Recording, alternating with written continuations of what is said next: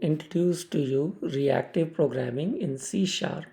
Basically, reactive programming can be very helpful if you have some live stream of data, for example, some stock market data or any other live stream data that is coming, and you want to be able to elegantly process it in your C sharp program. So let's get started with the basics. So basically, I'm going to illustrate this with an example. So I have created a class called market, and it is going to inherit from this interface IObservable, which is defined in the system.reactive package in .NET. And basically this is declaring this is that this market is going to generate some data and it can be observed. So that's why it is going to implement the IObservable offload interface. So to do this is very simple. You typically want to have a subscribe function so that people who want to receive this data, they can subscribe to it. And typically they will provide there will be an observer. So they will provide that information to subscribe to this data, for example. So what you can do is I have declared an observers, which is an immutable hash set, because it's just in functional programming, it is better to have immutable data structures, which basically returns a new thing if you add something to it. So here we will get an observer, we will add this particular observer and we get a new one. And also what you want to return is a disposable, which basically means that this observer is disposed or is not going to receive any more data. You can dispose it off. So when it is disposed, it will be calling this function that we are going to be providing, the callback function or delegate. And the function itself is pretty straightforward. What we do is we create a disposable function. So we say disposable dot create. It doesn't need any parameters, and all we want to do is observers and remove this particular observer from these observers. So that's pretty much this subscribe function does. So to illustrate this point, I have already added two more functions to make it a little bit more easy to understand. So we have a publish function, which if somebody like the stock market data needs to be published, then they can call a publish function. So what it does is give it a price. And what we want to do is when that happens for all of the observers, we want to invoke the onNext method.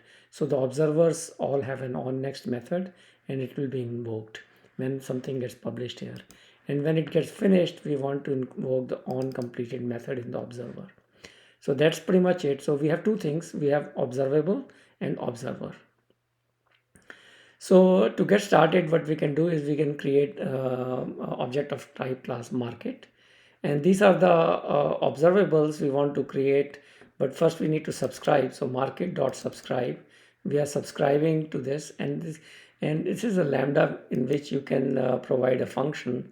And right now we are only providing onNext method. See, you can say onNext or onCompleted can also be provided, but we are just providing an onNext method here right now. So the onNext method is the first one, which says this particular subscription got some market value, and value is whatever came in the method, the callback. And this is the second lambda is the second lambda, as you can see, is the on completed. So the second lambda will be called when something gets completed, and we say one is completed. I using one for subscription one. Same thing I do for subscription two and subscription one. So you can see it's the same thing. Only thing difference is two. So now what we can do is we can try to see how this program works. So somebody is publishing to market some value 1 to 3. Then our observers should be able to receive that value, and when they receive that value, you will see this console write line, and then we publish 4 5 6, and they should also get that. And at some point market is going to say we are not going to send any more data, so they can say call market.finished. When finished happens, the onComplete method will be called lambda, in which we are subscribed here. And after we're done with less, and to demonstrate the callback for dispose, I'm saying that the subscription one observer is going to basically be done with. We don't need to use it anymore. We can call the dispose method. So it'll do subscription one dot dispose. So let me just kind of run this program to you, and you can see how what it does. So as you can see, initially when publish 1, 2, 3 and publish 4, 5, 6 happens, both of the observers are going to get the value. So observer 2 gets the market value 1, 2, 3, observer 1 gets the market value 1, 2, 3, and so on for the 4, 5, 6. And after that we call market dot finish. That means uh, uh, basically both observers should get a completed callback or completed method, and you can see 1 and 2 both get that.